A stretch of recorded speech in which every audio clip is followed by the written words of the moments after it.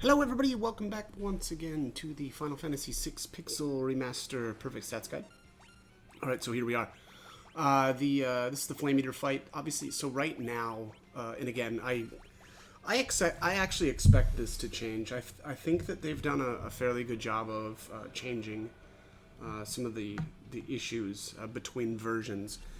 And as of today, me making this video now, the Flame Eater fight is not quite working the way that it did in the prior iterations of the game.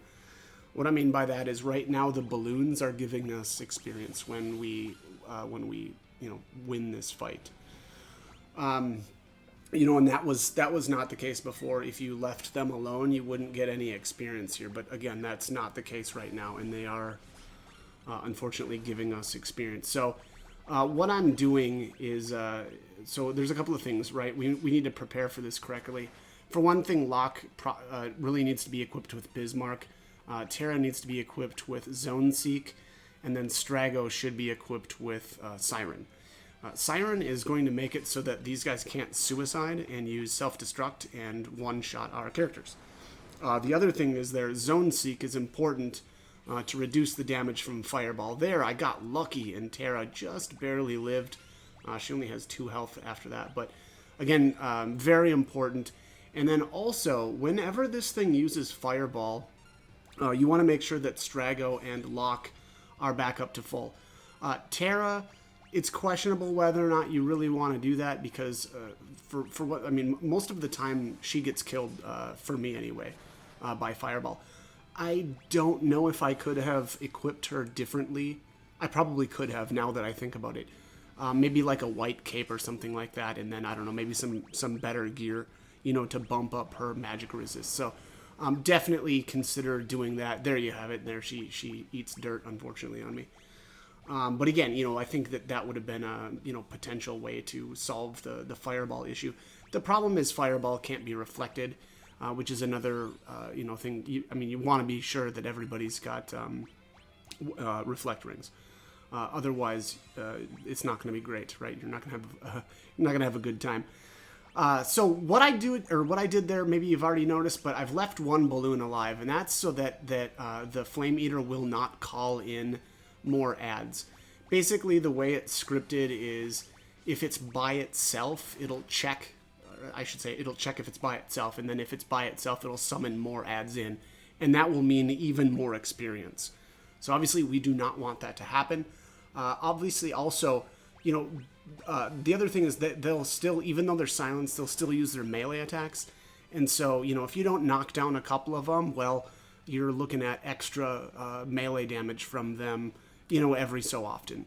Whenever they try to cast self-destruct, at least then we know that we're completely fine, right? It's basically just a wasted turn for them. But and that's what Siren is for. Siren silences the balloons. It doesn't have any effect, unfortunately, on Flame Eater, but again, it will stop the balloons from casting self-destruct. The other thing here, I actually do steal there. If you notice, it had a flame tongue. That's not that important, but I figure, I don't know, if I've got the opportunity to steal something, at least even semi-decent, I'll do that. I think we've already got 2 at this point, but what's a third one? Why not? And then there, what I do is I usually save the ice rods for Terra. Terra just has a way better magic stat than either of these other 2. Strago's is okay; it's passable, but just not quite as good.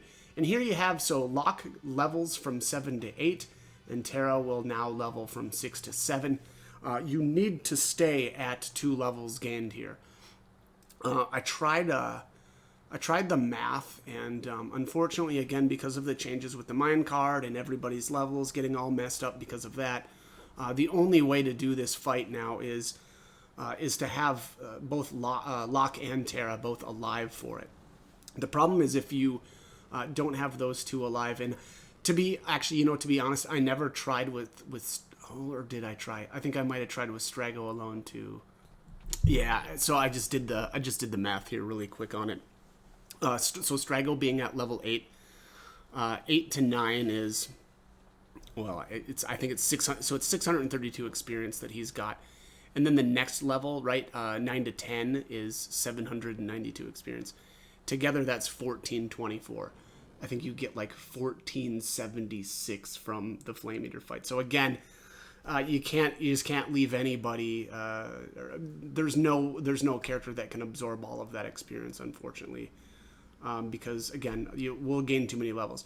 Basically, again, 2 levels is safe there, but 3 levels is not. Again, it just really sucks with the way that the mine card is now, and I mean that fight itself. The mine card isn't actually the biggest issue. It's this fight, obviously, again. So, anyways, actually, you know what? I take that back. The mine card is more of an issue than this. It's just, one or the other is fine, but having both being an issue is where it kind of becomes a problem. But anyways, so like I said, leave everybody alive for that. Again, I tested all the different kind of ways to kind of try to go about that, but there's just no way that the math works out.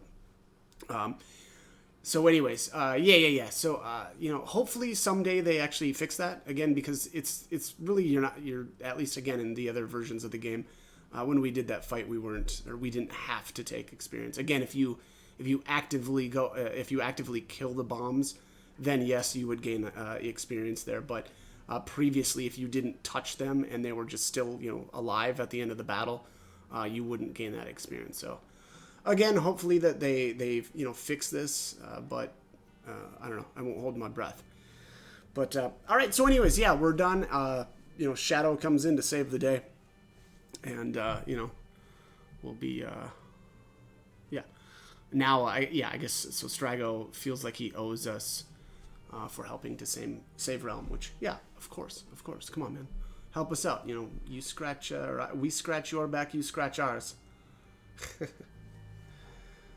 All right, fuddy duddy. What? Okay. Yeah, Realm is not happy that she has to stay here. Though, it'll be pretty obvious she doesn't listen anyway. All right, so anyways, here's Strago. I don't know what that little interaction was supposed to be there, but, Shadow does then say that, don't get me wrong. I just, I didn't really care about you guys, but the dog, on the other hand, and I mean, he's got a point. I mean, Interceptor takes hits for him in combat all the time. Gotta save that boy.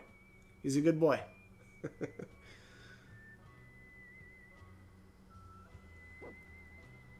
All right. Yep, and Interceptor doesn't want to leave. Okay. All right, so at this point now we're going to head on to the, what is it, the Esper? Yeah, Esper Cave? Yeah.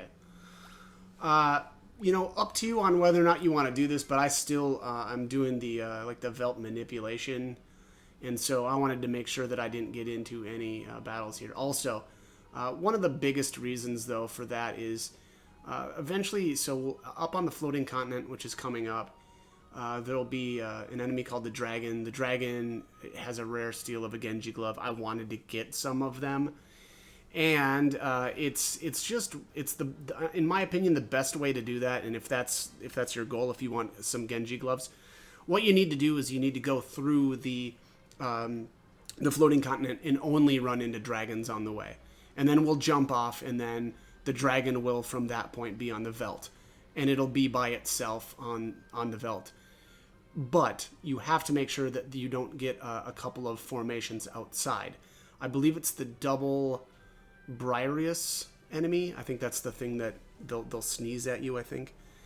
And then the I think it's the Chimera Devourer ×2, and that's in the forested area. So again, on the way here, out on the plains, and hopefully you didn't run into any on the way up to Themasia, but again, it's the double Briareus formation, and then again in the forested area, the Chimera and double Devourer. And unfortunately, those two formations go in the same pack as the Dragon. Now, it's not the end of the world if you accidentally ran into those, because at least that would mean then, still if you did the floating continent correctly, that there would be a 1/3 chance of, so you'd save before that pack, and then, get into that next battle on the Velt again, a third of the time, then you'd be able to run into the dragon still.